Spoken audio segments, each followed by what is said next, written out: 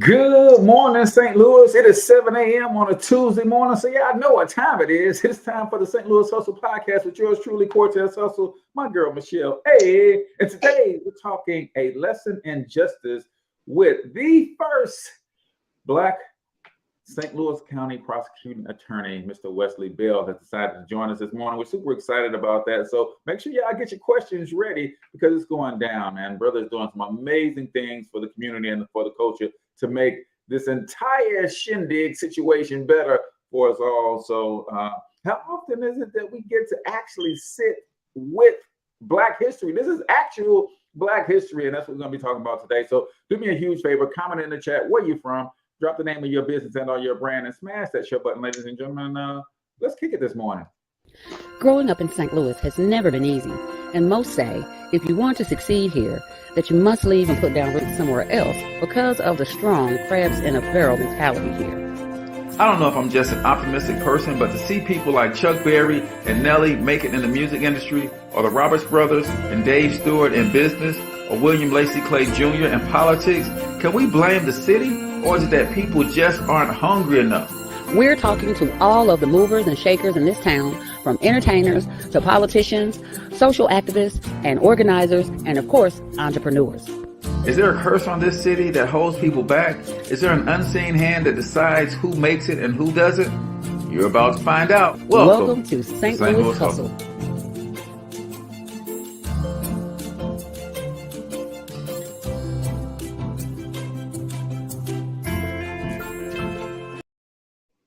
All right, ladies and gentlemen, welcome to the St. Louis Hustle Podcast. I'm Cortez Hustle. That's my girl, Michelle. Hey, and we're coming to you live and direct from the Thornton Online Marketing Studios right here in St. Louis, Missouri. If you're not familiar with Thornton Online Marketing, it is your premier digital marketing software solutions company, specifically dedicated to helping small local businesses grow their online impact and influence so they can make more money, so they can stay around. Because we know that small businesses are the core of this economy, so we want to help them do better. So all you got to do is text local biz to 314-730-3999 if you need some help with your local business online presence. Today we got Wesley Bell hanging out with us, and we're going to be talking about the role and the job of the St. Louis County Prosecuting Attorney, some of the things that he has spearheaded, and some of the things that he's got coming, ladies and gentlemen, because it's all about helping us all be better. But before we get into any of that, Chalet, how was your weekend? Well, my weekend was pretty good. It was a nice weekend. It rained somewhere through the weekend, didn't it? Well, I think we started off the weekend wet with Friday, and I work in the elements now because I'm out in the community. I'm out there trying to feed the people, feed the children. So I got rained on, and all this wonderfulness was not in love with the rain. I really wasn't. Well, I was supposed to be out there focused on the people, and when I tell you I about had a tantrum in the rain, they was looking at me like I was crazy. Like, yeah, it was a. Did you have one of those? I'm melting. I felt like, you know what? I just, it looks so easy. You know what I'm saying? I'm gonna say this: when you're trying to pursue purpose, and that's my whole thing for 22. Through the rest of my life, when you're trying to pursue purpose really don't care. I told y'all earlier, purpose don't care about the cold, and purpose darn sure don't care about the rain. Because I was out there and I'm out there stopping wet doing this. And it's so funny because as we're feeding people and serving people, every car that pulled up was like, "What you doing in the rain?" "What I'm doing in the rain?" Oh, my truck driver was like, "Don't do it, Miss Seeley. Don't do it." I'm like, "I'm in the rain because you in the rain. What you do? If you wasn't in the rain, I wouldn't be in the rain. You out here for the free." But nevertheless, I didn't melt. I sit here today unmelted. I survived it. Got a chance. I did a little sugar shacking. I did just a little bit. I got my 2-step on. I got me a good cabbage veggie, just a teensy weensy little bit. But here's the thing: when you start moving to a different beat, I'm in the sugar shack trying to mind my own business, and this woman walks up and I spilled out all over. She mentioned, I ain't tried to. She mentioned something about not having her kids and losing so much in the last few years, and I was like, come on, Lord, can I just enjoy this one? I don't even be drinking like that, though. Can I just do this one? Man, when I say I poured out, she was crying. People was like, what's wrong with her? I didn't mean to. She had to go home. She said, I gotta go home and get my life together. Thank you, though. Appreciate you, ma'am. Take care. Man, have a nice day. I'm the club owner sitting off in the corner, like, lady, would you stop running away with my patrons? Like, you heard me? That's like, who invited the church lady? Who invited her? It happens. I'll be trying to come turn people's life up, and I really don't. I just had to remind her the guy still loved her, and the restoration was on the way, and the more she cried, the more I went in. So it was a great weekend. All I had to say was a great weekend. Awesome. Well, we're not going to delay any further. Michelle's got the word of the day coming up, but we're going to go ahead and bring on Wesley Bell. And I feel like I'm not putting enough respect on his name, Michelle. Put So some I'm respect going on his to call name. him Dr. Bell while he's here. I feel a little bit better myself if I call him Dr. What do you call him? I don't want to call him Wes. I don't think Wesley Bell is enough respect on his name. So without further ado, guys, this is literally St. Louis's first African-American, St. Louis County's first African-American prosecuting attorney. And let me introduce to some of you guys and present the others. Mr. Wesley Bell, Professor Wesley Bell. I think it's Professor. I think it's going to be Professor today. Mr. Bell, how are you today, my friend? Thank you so much for joining us. Hey, my pleasure. Thanks for having me. All right. Well, we're going to get into who you are and what got you on this path to fighting justice. But before we do that, Michelle does a segment on the show called The Word of the Day, where she brings us a word, and she's known to make people cry, Mr. Bell. So hopefully you are ready for this word this Tough morning. Skin, right? But I wanted to bring you on just in case you have some insight to this particular word of the day as well. So let's get into the Michelle A. word of the day. And now the Michelle I. word of the day.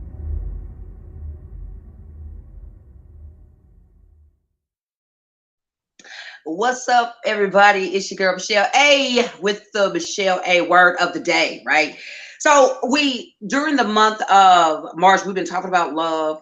I'm going to take a little bit of a break from that to talk about new beginnings, right? So I was out, y'all know I was out this weekend, and I ran into a couple people that I hadn't seen in a while because my new job has got me doing new things. And the biggest question, people's like, oh, I heard you talk about you got a new job on Facebook. Why would you retire just to start working again? That was the biggest question. No one could really understand it. I was asked that 3 or 4 times in one evening. Why would you start from scratch? One person said. And I had to laugh to myself because I was like, wow, sometimes we associate retirement with kicking our feet up somewhere on a sandy beach or just, hey, I'm tired, boss, and I don't want to work no more.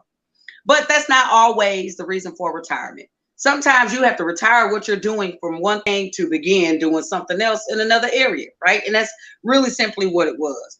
So I just want to encourage somebody today about a new beginning, right? Sometimes you got to retire the old to get to the new. When I look back on what I did in my old season, not one moment was lost, not one interaction, not one encounter, nothing was lost. I gained so much. So to those that question, why are you starting from scratch? I'm not starting from scratch, boo. I'm starting from experience. Ha! I'm going to let that sit. Okay, I'm going to pick it up again. I'm not starting from scratch. I'm starting from experience. Okay? Nothing was lost from my past. Everything that I gained in my past, I'm using in my now. And that is what is going to propel me into my future. So that's it for today. That's your word of the day. Not starting over, not starting from scratch, starting from experience. Boom. You've been hit. It is. That is the Michelle A. word of the day. Professor Bell, did you have anything to add to the word of the day? I think retire can kind of. I agree with you, Michelle A. Retire can have a negative connotation sometimes, but oftentimes we're just moving on to a new chapter. And we're taking all of our experiences to head to that new chapter. So, hey, I felt it in my heart. I felt that in my spirit. Oh, you know what? That was free. I didn't go charge you for that today, Mr. Bell. I ain't got no money, so it don't matter. Love it. All right, Professor Bell. I'm going to stop calling him Professor. I don't want people to get confused. Mr. Wesley Bell. We ask everybody who comes on the St. Louis Social Podcast the same question And you ain't special, so you don't get nothing different. No, we're gonna ask it to you as well. And the question is this, brother: who the heck are you? You know what? I'm a North County kid. You know, love sports, love my family. I'm a man of faith, and you know, I was fortunate that I had a foundation of, you know, parents and you know, in a bigger foundation, if you will, that supported me and so I use this because, you know, it's interesting you call me professor, but I used to teach at the community college, and you know, one of the things that I was big on was telling my students, you got to maximize your potential. You know, we all have different paths, we all have different callings. And I don't care what your calling is, maximize it. Do the best that you can. And so, you know, I was fortunate when I was growing up, I was going to college before I knew what college was, because my parents, I mean, they just tattooed that in my head. So you ask 3-year-old Wesley, what is he doing? He telling you, I'm going to college, and has no clue what it means. And so, but that's just about the, you know, having that support system, and you know, and I was fortunate in that sense. Make no mistake about it, I was blessed. But yeah, I was just the kid who, you know, was, you know, had three brothers and 3 younger sisters, but they came along a little later. And you know, it was sports, it was school, and I'll say this, I'll end this before you get to your next question. As long as school was cool, everything was good in the house. Like, I could do whatever. You want to stay up late, you fine. Let those grades slip. Listen, I don't like the way you breathing. Why are you breathing that way? You know, so whatever you do is a problem if the grades are slipping. And so I was fortunate and blessed for that. I love it. I love it. Well, take us through the journey of a young Wesley. Let's go elementary, middle school, high school. Like, give me an impactful moment that helped to shape the young man that decided to go off to law school and really start pursuing justice. Give me a defining moment: elementary, middle school, high school, in the life of young Wesley. We know parents and the culture of your household was very important, but what were some of the things outside of the home that the young Wesley experienced? You know, there were so many things I would start off with, and I think it can be, can be underestimated. Some was, I started in youth sports early, and I had a lot of positive role models and mentors, coaches, if you will, as well. And you learn that discipline early. And I remember my mother saying, because I started playing football when I was like 5. And I remember my mother telling me, I don't really remember this, but she would tell me, you know, you'd be 3 years old and one of your brothers hit you and you just start crying, you know. But then you got into football and that same hit and you just bounce right up, you know, because it toughens you up a little bit. It's also about discipline and working with others. And that was big for me. And having that opportunity to do it. My grandmother was huge in my life because both of my parents worked. And so in those formative years, you know, when I would get home from school until about 6 o'clock, I was with my grandmother, and she could have just let me run wild. But no, I got home, and before I went outside, we were doing the homework and we were practicing the spelling words. And remember that, like, and so that instilled the importance of education and just got me off to got me off on a positive start, a positive track, if you will, early on, which I just think was imperative. And so I'm gonna fast forward if you want to ask me any other questions, but I'm gonna fast forward. And so then after high school, you know, my senior year of high school, I had my first of 7 eye surgeries, and so that kind of derailed sports for me and got me out of that discipline, if you will, of school. And then I started having a little fun after college, and so I moved to live with my father in Atlanta. And so my father was like, look, either you know, if you're not gonna go to school, because I sat out of school for a year, and in my mind I was just taking a break, but we know how that is. And so my father put me to work. I'm cutting grass, I'm trimming bushes, and like, he's like, well, look, if you don't go to school, I'm just gonna let you know what your life is gonna look like. And so Wow. that hit with me. And so, Yeah. because again, I don't mind hard work, but I'm not trying to do that work. And so I immediately got back into school the next fall, and it was a wrap for there. It was Dean's List every year because I saw what the other side looked like. And there's nothing wrong with that side, but I had to find out what my path was. And so from that point on, I wasn't playing around. So Gotcha. I love that, man. Michelle, you got some? No, just what he said. You found out what that other life looked like. absolutely. Amen. It'll make you get your life together when you figure out, it help you figure out who you want to be real quick. Mhm. And as you said, there's nothing wrong with it, but life has a way, and I'm saying God has a way of helping us make those choices, and it's on or off, and it looks like it was a choice for you. There you go. And he sat me down, and I did, because when you talk about things that kind of hit with me and connected with me, is that when I was living with him, he sat down with me and he told me, like, Wes, this is the time, the decisions that you make in life now will impact whether you have a good life or a hard life. And this is your decision. Now, at that time, I think I was 19 or 20. So I didn't want to show that it hit. So I played it off like, whatever. Right. I mean, you can see 20 years later, I'm still remembering that as if it was yesterday, because it did connect, and it did inspire me to make certain that, hey, if you want something in life, you got to go get it, and it's not going to be comfortable, and it's not going to be easy. Yeah, and that reminds me of a Jim Rohn quote. He said, "Living in poverty is hard. Pursuing success is hard. Choose your heart." Like, they both hard. One of my favorite quotes: "You can quit or you can keep going. They both hurt." They both hurt. Choose your hurt. Right there. Which hurt you gonna choose? One just got a greater reward on the other side of it. So I love it. And you got yourself together and you figured out the school thing. How long did it take for you to figure out the law thing? Was it always law as you were going to school, or were you considering some other majors, or what made you go down the path of law?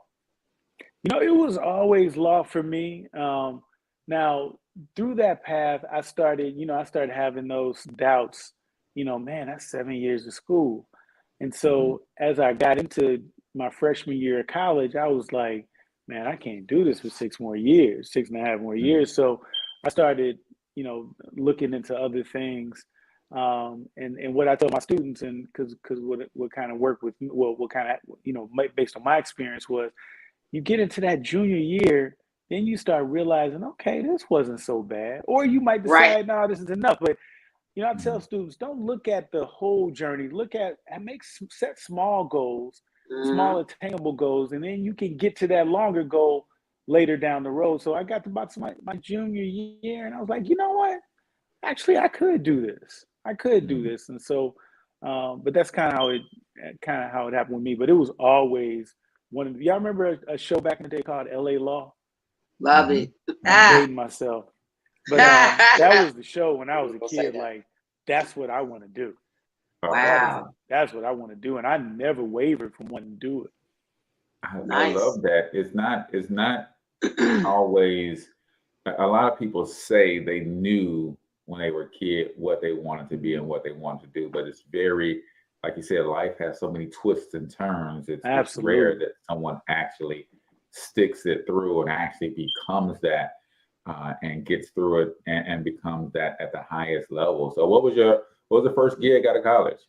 Passed the bar, and what was the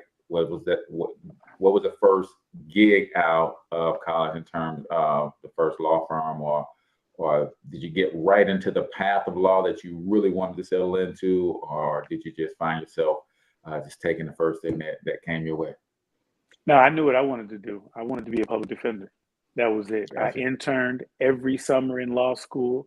Even my senior year of college, I interned with the public defender's office because I was actually born in Alton. And so we lived, so my grandmother lived in Oakwood housing projects. And so most of my time was spent there because I spent it with her after work. And so everyone that I knew was on the business end of the criminal justice system. So that was my experience. My experience was such and such got locked up, such and such got in trouble. And I was also kind of dating myself too. I was also kind of a product of the OJ trial.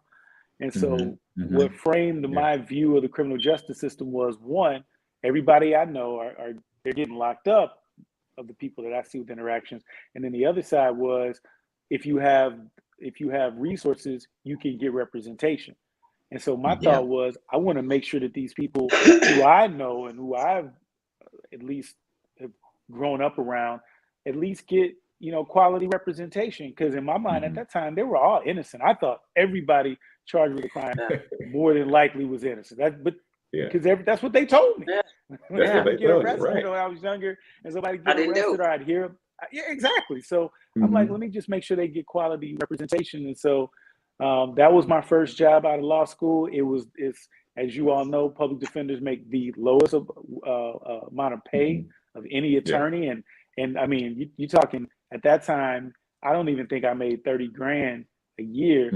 But let me tell you something. It was the most I had ever made at that point. So you couldn't tell me I wasn't rich.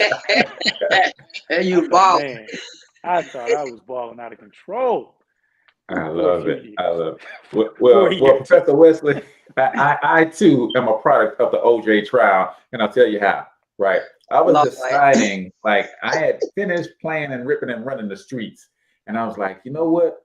I need to settle down and go find me a wife. I must have been about 20 years old or something like that. I was like, man, I'm through playing. I'm going to find me a wife. And I've always been taught, if you want to find you a wife, you go down south. So I was like, okay, well, I'm going to go down south and find me a wife. And then I was kind of wavering, like, man, should I go? Should I not? I said, you know what's going to decide it for me? If OJ is not guilty, I'm going. If he's guilty, I'm staying. Right? Like what a way to decide a major pivotal moment in your life, right? It's the young hustle mind. Okay. Yes. Young hustle. Johnny Cochran's skill set decided whether or not I was going to pick up my whole life and move to Mississippi. And of course, he was not guilty, so I moved to Mississippi. Didn't find a wife down there. Guess where I found my wife? In St. Louis when I moved back. Right. Hey, it works like that sometimes. Right? But that's how it works sometimes. You talked about being that kind of, you just wanted to be a servant to the people. And you're right, man. You're around family of people who are in the justice system. Of course, their family like, my baby didn't do it, no matter what the evidence says that stacks up against them. So true. What was it like when you started to enter into that space as a young man? Because we know that there's a couple things that really affect us in our careers and our jobs. A is your youth, and then B, it is your race and your background. So did you have to deal with those two elements coming into the system, wanting to do all of this good, whether the older cats on the scene like, young brother, you just need to go in there and do what you're doing and get out of the way.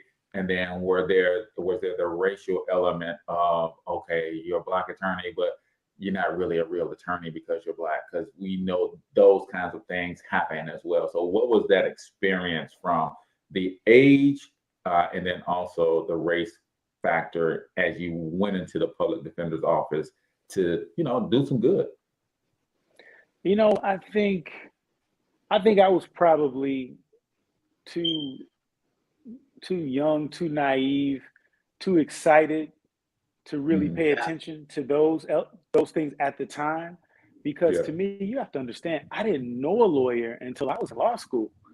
So the idea of being a lawyer, I didn't have any family members. I mean, I didn't have any friends that were lawyers. It was it. You grow up. Exactly. So I was so excited, like pinching myself, like, I'm actually a lawyer for real. This happened. Yeah. So I didn't even think about those particular struggles. My whole mindset was just like my dad and my mom always told me by their example, was like, you got to go get it.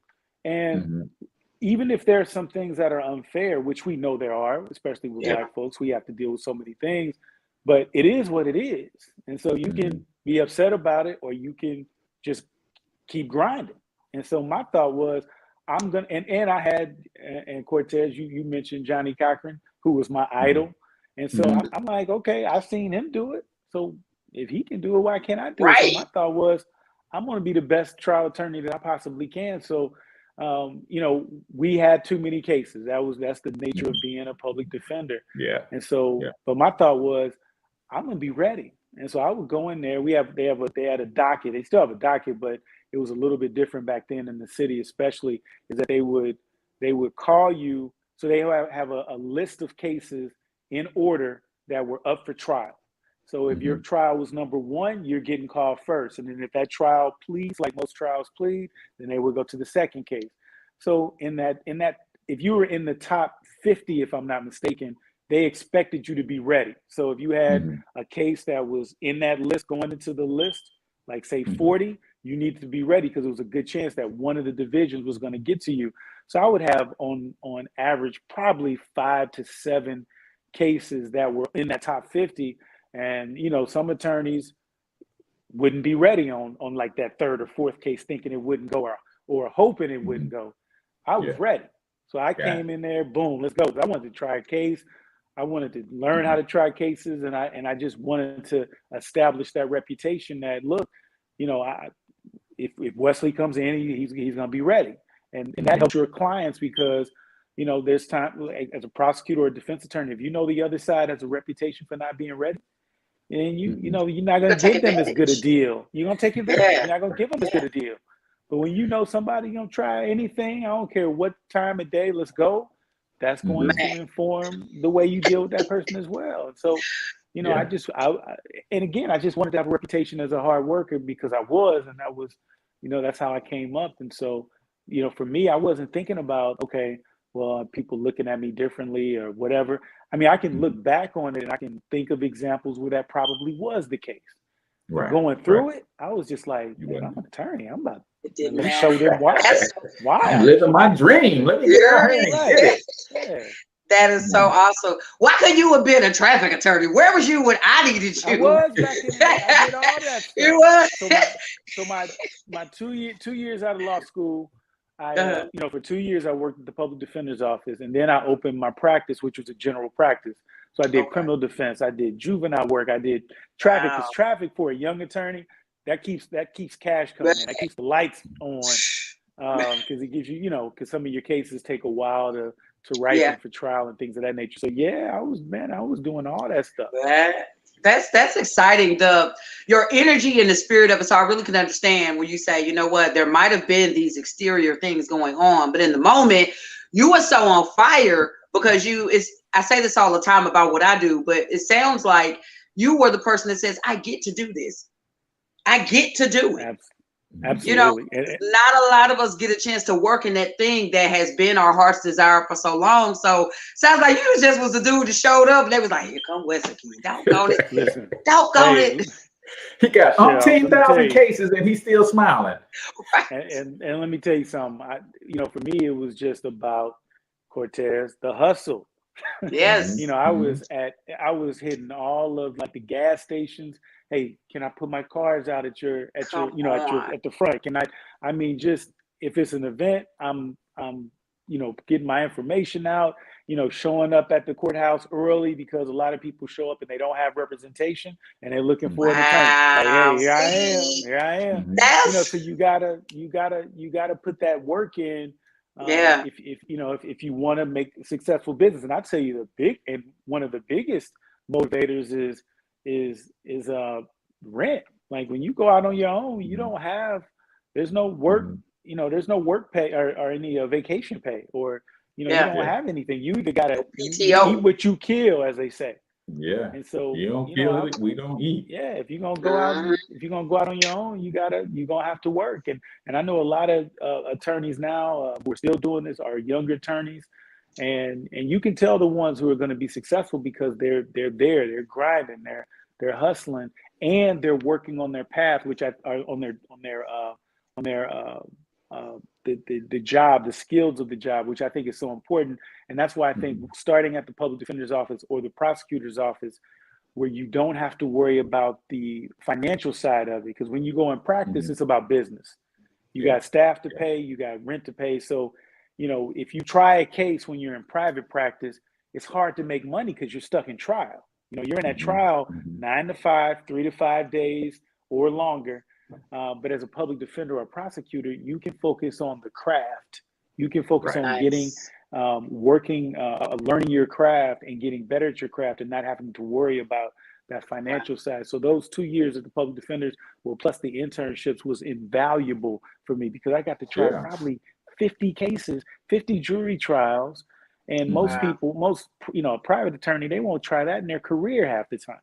But I got that opportunity to do that early, learn my craft, become a good trial attorney. So then when I went out on my own, I had that in my bag. And so now I can focus on the business side as well. I love that because I'm such a huge fan of business. And I believe that entrepreneurship, to me, is the shortest distance between working class and wealthy, right? And I believe that when you understand that, it makes you take a different look at who you are and the things that you have gone through and come through. And I don't think as much as I love higher education, I don't think our school system did our parents any justice in helping them to shape children to at least know that entrepreneurship is an option, right? So I believe in higher education, but I believe that it could be revamped in a way that says, hey, here's what you could do to go and get a job and perform this skill for somebody else. But this is also a skill set that you can turn into your own business if your heart so desire. Because I believe that we are in the position that we are in as Black people in this country, largely because out of the 2 million Black-owned businesses, there's only roughly 100,000 that actually hire people, right? And it's like, we've got to get in positions to be able to employ people and not look to any other race or culture to provide jobs for us. So I love that you had that opportunity to say, hey, I'm gonna go in and I'm gonna use my skill set, I'm gonna hone my craft, but eventually I got to go out and jump out here on my own. And you talked about getting out there and hustling, but that decision, right?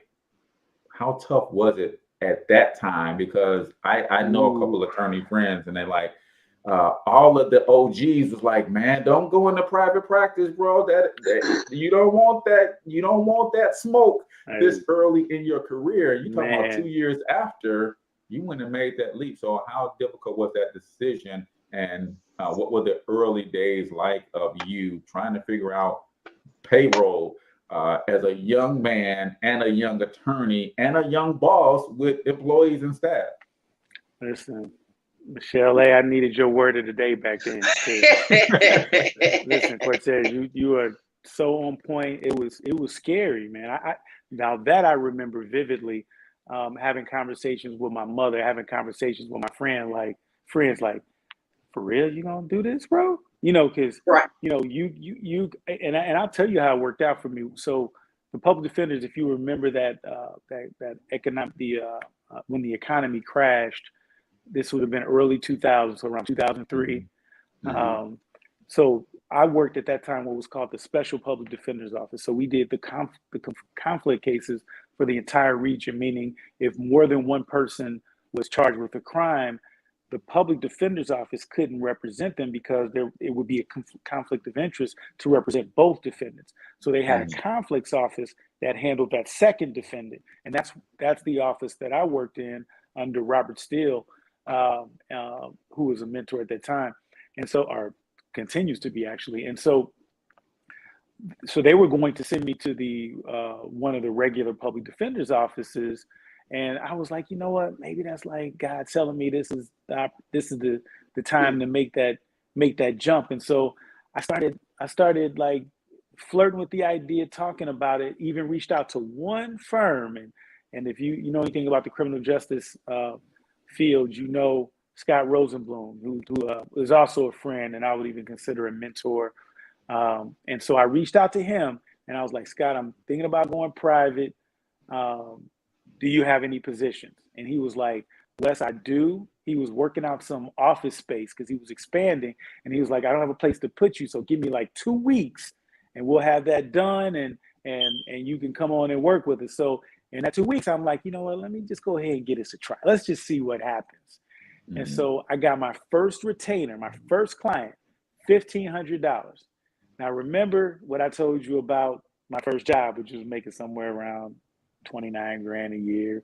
And you know, all the bills that come with that. So that's really like nothing. But I got that $1,500 retainer. Listen, you would have thought I hit the lottery. And so I told Scott, I'm like, you know what, I'm good. I'm gonna make this on my own. Now, if I know what I knew now, I'd have been like, man, that ain't enough. Come on, you got to know better. But I don't think I'd ever have $1,500 just free and clear in my hand ever in life. So that I thought, again, I'm rich again.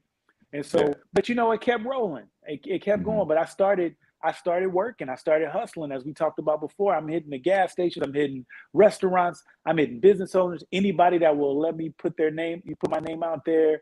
And it just kept rolling. And so my practice thrived for years. Matter of fact, I didn't shut it down until 2000, until I was sworn into this position. But it was scary. It was scary because, you know, you got bills. I had a young son. You know, it is scary. And so, you know, and so I think I think there is a benefit into doing it. And trying, because I think you're right with respect to, you know, we have to invest in ourselves. If we're going to invest in our communities, we got to invest in ourselves. And I was able to hire people, and I was able to give jobs. And my assistant now started with me there 20 years ago. Oh, wow. And at that time she had young children, and so I felt responsible for all that. But you know, we worked and it worked out. But it was scary. I say all that to say it was scary. It was scary. But like, you kept someone employed for 20 years. Wow, that is big. That's huge. Like, even just the whole 20 years, but yeah, I kept somebody. But yeah, you had opportunities, and you were able to make that payroll and help feed that family because of your willingness to step out on faith and build something of your own, right? And I got to say this too, Tamiko Martinez, just dear friend. And so we both worked at the public defender's office. She was a secretary at the time. And so when I went out on my own, she said, Wes, I'll go with you. And I was like, you know, I've been practicing for 2 years. You got young children. I can't promise you I can make payroll. And she bet on me. She said, no, I think we can do this. And she came out with me. She ran the office so I could be in court, running the court side. Wow. And she went on, and I got to point this out. So she stayed with me for about, I think, 3 or 4 years, maybe 5 years. And so she went on to probation and work in probation and parole, in corrections. And then she even worked in the circuit attorney's office. And so when I was elected, and we always stayed close, she's my sister. And so when I was elected, I was like, hey, I think you should come with me. And at that time, she was working at the circuit attorney's office as an investigator. And so I'm like, you should come with me because I want you to part of my leadership team. And so now, and she stepped out on faith again. And so she's with me now. Not only she started off as my executive assistant, now she's our director of personnel. And Cortez, I say all that to bring it full circle to your point is, you know, you start giving people jobs, you start investing in people, and next thing you know, 20 years down the line, she's one of the most valuable members of my leadership team at the prosecutor's office. She went and got her. She took that experience, went to the probation office, corrections, an investigator. And so now she brings all that experience, which started off just as a secretary. Yeah. And got a bachelor's degree and master's degree in that time. And I was going to say, the most underrated part of entrepreneurship and us stepping out on faith and pursuing our dreams is the way we inspire others, right? And nobody talked about that, because in us having the courage to do what we do, we give other people the courage to say, you know what? I'm going to go back to school, right? And I'm going to add value to. Wesley saw something in me. He brought me, he's been pouring into me. Now let me invest in myself so I can be more of a value add to him. And we don't talk enough about that, the way we inspire others, even though as we were inspired. as we were We just inspired, paying right? it forward, right? Because you're right. I used And to be on her all the time. You need to go to school. You can do it. But Wes, I got this and that. That's an excuse. Keep pushing. You're That sound exactly right, familiar, because that's Cortez? exactly what was told yes, to me. yes, absolutely, absolutely. So, Brother West, I definitely didn't want to bring you here and get all the way into your background business, but I think it's important. This entire show for me and everything I do is about the journey, right? Because it's the journey that says to other people, wow, I'm a young attorney and they're telling me that I probably don't want to do my own private practice. And here Wesley Bell made that leap. Maybe I can reach out, maybe I can draw some inspiration and make some of those same moves. But at the same time, I want people to understand the importance of the role that you are in now. So talk real quick about the responsibilities of the St. Louis County Prosecutor's Office, and then let's get into some of the things that you are doing to make waves, make impacts, and make changes that will impact us all, and make a better living situation for all of those of us in the St. Louis County area. Cortez, it's funny that, point that you made, people think that because they hadn't heard of you, that there was no, that you came from nowhere, that there was no origin, like you just all of a sudden appeared. Popped on the scene, yep. Exactly, as opposed to all the years of work and planning that went into this. And so even with, running for prosecutor, there's a lot of people who are like, oh man, that's just cool. You just kind of came out of nowhere. No, we were doing this for years. And I was a city councilman before this, and not just in any random small city showing up, for a few hours. No, this was in Ferguson. So that was a full-time job that only paid $250 a month during, and I was elected 9 months after Michael Brown was killed. And so I was part of the negotiating team with the Department of Justice, President Obama's Department of Justice. I always got to clarify that. Much respect, but that was work, and that was and I learned a lot during that time. And so in this office, and as the prosecutor's office, a lot of those lessons are what molded me into what I am, and helped me create the position, or the agenda and the policies, because I saw working in the municipal courts, I saw some of the abuses. I saw some of the things that were done right and a whole lot of things that were done wrong.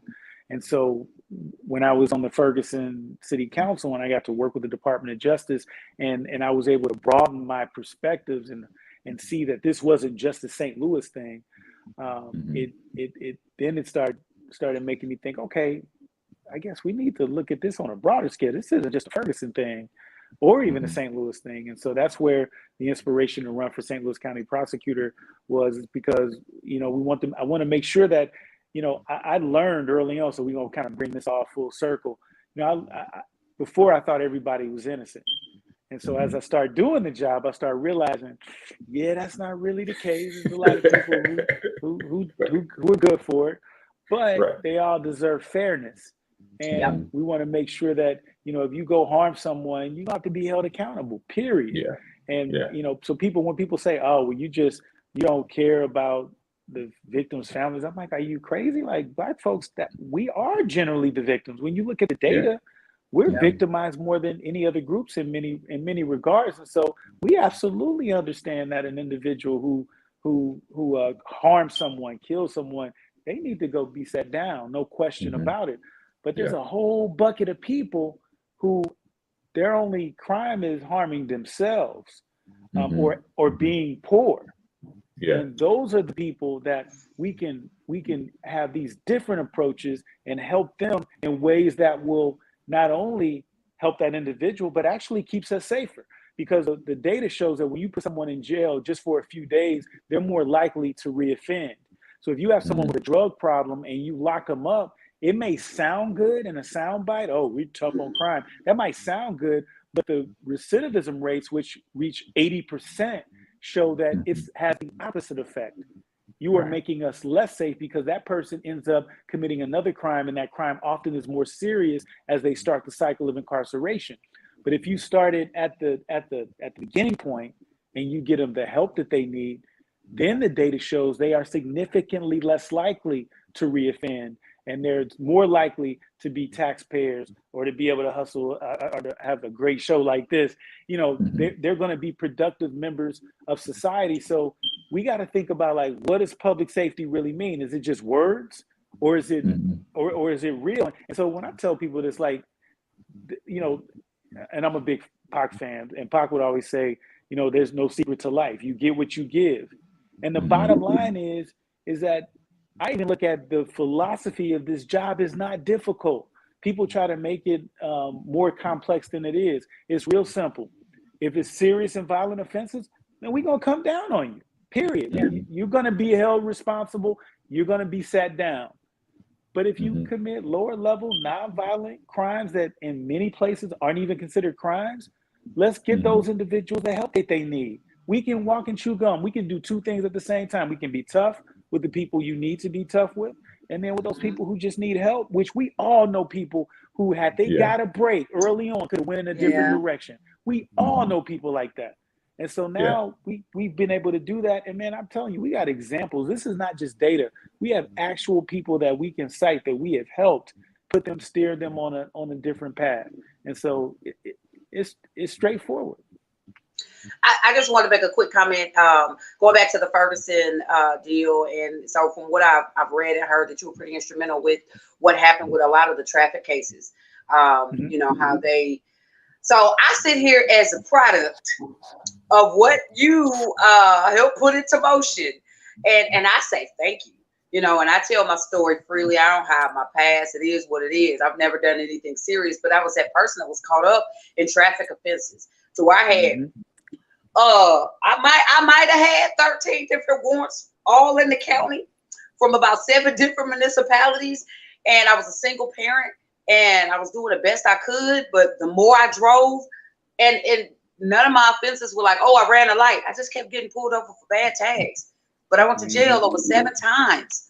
And I'm like, I wanted to be free of that, but I didn't know how. And I was knee deep in it and didn't know how to get out. And one day it just got better and it went away. And so once I believe we had Captain Clay on, and he was saying, yeah, you know, Wesley, he'll put that into, I was just like, I was floored, because I knew ultimately somebody had to, you know, God had to give somebody the inspiration, but I'm a product of that, because in the moment, in the thick of it, I didn't know how I was going to get after that thing.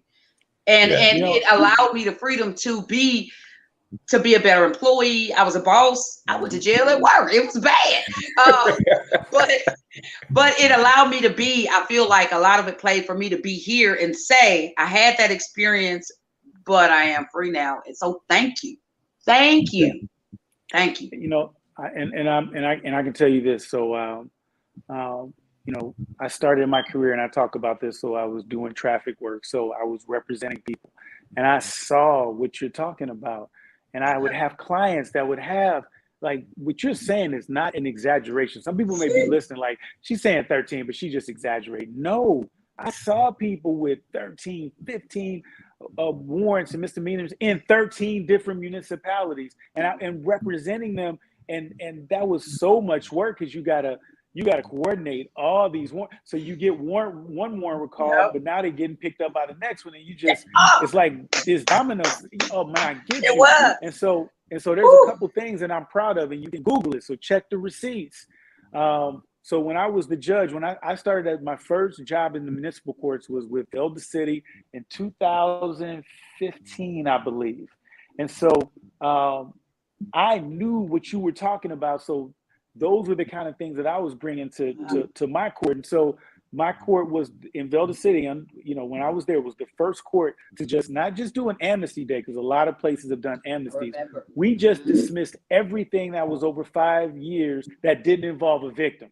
As long as it didn't involve a victim, we just dismissed it. We didn't just recall the warrant, we dismissed them, because we've seen these cases where people just sitting around like your example for several years with warrants, and look, at this point, come on, it's traffic.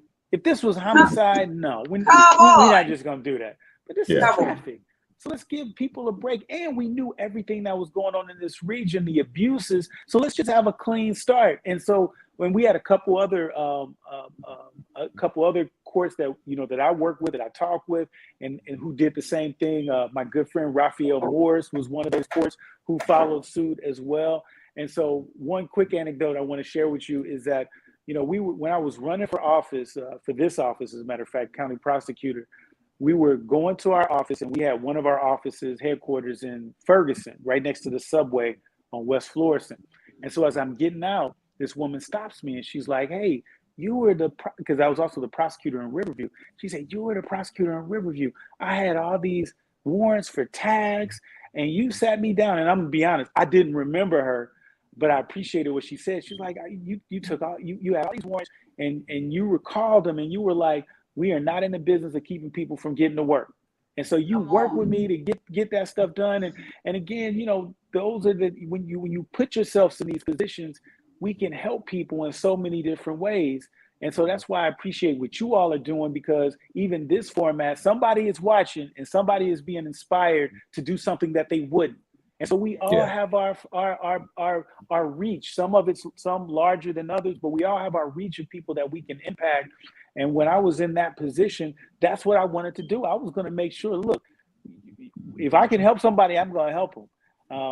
And I got some other stories, but I know y'all probably have other questions. But no, this is such good stuff, because I don't think the people and the decision-making chairs are really paying attention to the impact on the day-to-day lives of some of the people. And it is easy to say, well, they ought to just get their tags right and they won't have a problem, right? And it's funny, because I'm a big fan of the show. That's like saying, well, you should just get $1 million and then not have to worry about any of it, right? Yeah, I was watching the show Billions last night. And if you're not familiar with the show, it's on Showtime. And there's a attorney general who hates billionaires, right? And so he's going after this billionaire and caught him up on some stuff. They were having the Olympic Games come to New York, and he ended up, you know, squashing that whole deal. And the Olympic Games are now going to LA. And it's like, yes, that's a win for me, because I was able to affect this billionaire's pocket. And it's like, did you really? What you did do, though, is you blocked 50,000 jobs from coming to New York. Is what you did do while you chasing this one big fish. So I love that you have the heart and mind to consider the impact that it is truly having, some of these small crimes and some of the stuff that we all get caught up in as young people, right? How many young people have a felony on their record because they got caught with some marijuana, and their whole life is changed because they can't get gainfully employed and things of that nature? And I was like, man, there's things that we could do, and I'm glad to see that your office is doing it. Any other big initiatives you're pushing right now? And tell folks how they can get behind and support. And then I've got a couple quick questions from your buddy Clay I want to share. I would say, I mean, there's so many things I could talk about. One that comes to mind that we're about to roll out. So this is actually the premiere, like literally, we haven't rolled it out. No, it's a St. Louis podcast premiere. Give it to us. We are about to roll out our elder abuse and disabled persons hotline, so that because what we find is that many of our seniors, it's not so easy for them to just get online and register for stuff. That's just not their world. And so we wanted to have a hotline that was manned and womaned, if you will, so that they could call directly into us if they had any kind of issues. And it could be anything, because if it's something that we don't do, then we'll connect them to the resources that they need. And so that's something that will be rolling out in the next week or so. But we're really proud, because we got to work with our seniors. And as a society, we don't value our seniors like we should. That is a reservoir of information and knowledge. And so we got to make sure that we're taking care of them, and many of them don't feel comfortable in this new, tech world, if you will. Because I know, my grandmother, may she rest in peace. Like, yeah, this was not. My mama don't even like doing a lot of this stuff. Right. So you can imagine, some of our grandparents. But that's something that we're rolling out. But obviously, our diversion program, that's one of the things that we wanted to be aggressive in our expansion of the resources that we can provide people, because we know how important it is to get people the help that they need to address the underlying root causes of crime, because that's how you really deal with crime. Locking people up, keep in mind, the overwhelming majority of people are going to get out. And so if you just lock them up and just say, hey, just deal with it, well, guess what? You're releasing someone who is now in a worse position than they were, worse resources, and then you wonder why our reoffender rates are so high. And so that's big. And then lowering the jail population for low-level nonviolent offenders was big for us. And so now, since we've got into office, we've reduced the jail population of, and again, low-level nonviolent offenders by 27% in St. Louis County. The lowest has been since like the late 90s or something, like something crazy like that. And by and large, the people that we're helping in our program, we're talking. And let me say this this last point before you get to your next question. A year out of prison in Missouri, our recidivism rates are around 50%, about 45%. So about half the people are going back. 10 years out around the country, recidivism rates are about 80%. And I think Captain Farmer talked about this. And so that means 8 out of 10 people going back. In our diversion program, our success rate is 92%, 8% recidivism rates. And so that means people are getting out, they're staying out, they're not reoffending. And that not only keeps us safe, but more importantly, it helps people. So we're proud of that. There's other things, but I'll get to your questions, but we're really proud of the work. And it's been a team effort too. Yeah, it helps people. And then on the bigger scale, it helps the economy at large, because these people are going home, they're working jobs, they're paying taxes, they're sending kids to school, they're shopping, and sales tax is huge, right? So all as of that opposed makes to an impact. taking from society, because it costs about $30,000 a year to incarcerate someone. So that's $30,000 in the hole. Now we're coming out on the other side where we're coming out in the positive, because, like you said, they're paying taxes, they're doing all those things. Absolutely. Love it, love it, love it. Well, your good friend Clay Farmer wants everybody to know that Professor Bell, I wanted to clear something up. Professor Bell said he played football. Well, kind of, sort of, was on the team, but never ever got in the game. But that ain't my business. See, here's the thing, though, Clay. I got the receipts, man. I got the receipts. I played. As a matter of fact, I played with a couple people who made it to the league. Terrell Fletcher was a year ahead of me, but he made it to the league. Played for San Diego. Ronnie Ward was in my class. I played with him. Had more touchdowns than Ronnie ever did in high school, although he was much bigger, faster, and all that stuff. All that stuff. But no, I went to Hayeswood East. I played both sides of the ball. And again, I'm not going to knock Normandy. Love our folks in Normandy, but we're talking sports. And there's Hayeswood East, and then there's Normandy. So he was Normandy. So it is what it is. But I'm just saying that. And he wants me to bring up this beef with you as well, because Mayor Nate Griffin is a good friend of mine. In fact, I actually ran his social media campaign when he first got elected to office over the city of Wellston. As a write-in candidate, I was the social media guy that put him in front of all of our peers, and we came out and did that thing, man. So Professor Wesley I saw Bell. that firsthand. That firsthand. I actually worked for the city of Wellston. They were one of my clients when I was actually brought in, because I don't know if you knew this, and my guess is you did, is that at that time, before Mayor Griffin, they were in a receivership. So they didn't even control their own finances. And so they brought me in to get them out. They hired me to get them out of receivership. And so I was working there doing that as this guy who who, some dudes has filed as a write-in. You don't have no chance to win. I'm like, and I wasn't involved in it because I wasn't running for office. I was hired. Yeah. And so, but yeah, I heard about some guy, Nate Griffin, never heard of him, whatever. And all of a sudden the votes come in and then, the mayor had the most votes, but they were like, well, we still got to count these write-in ballots. But yeah, she probably still won. It ain't no thing. And then all of a sudden, not only did he win, he won by a landslide. And Nate's one of my guys, like one of my dear friends. And I didn't know him at that time. And I remember he was coaching, he still coaches. And so I went to meet him at one of his coaches when he was coaching practice for the first time. And my thoughts were, and I just known this from working with municipalities, is that when someone new comes in, they should be able to pick their own people. So I don't want to stand in the way when he wants to pick his own people. So I was going in like saying, hey, this is how it's done.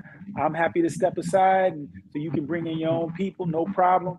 But we talked and we just connected like the very first time. We literally talked for about two or 3 hours the very first time we met, and have been real good friends together since then, and done a lot of good things with Mayor Griffin, including creating the North County Policing Cooperative, working with him, Velda City. We were a part of that negotiating team that created the North County Policing Cooperative, and that was out of the courageousness of Mayor Griffin, because everyone knew in Wellston that a change was needed. He was the one that was willing to step up and do it. Now, he's probably about to hit me up as I just praised him, but I still stand by what I said. Love it. Well, we got to get out of here and make room for another show that's coming on, but we first appreciate you stopping by and being so forthcoming and being so transparent with who you are, what you do. And I love that you are not afraid to speak of your accomplishments, because sometimes we talk, be humble, but every now and then you got to brag on what it is that you're doing so people know that you're making a real difference. So we appreciate you for stopping by so much. Until we talk to you next time, we want you to get your money up, because you absolutely can do it. But more importantly, you deserve to do it, each and every single one of you. Thanks for having me.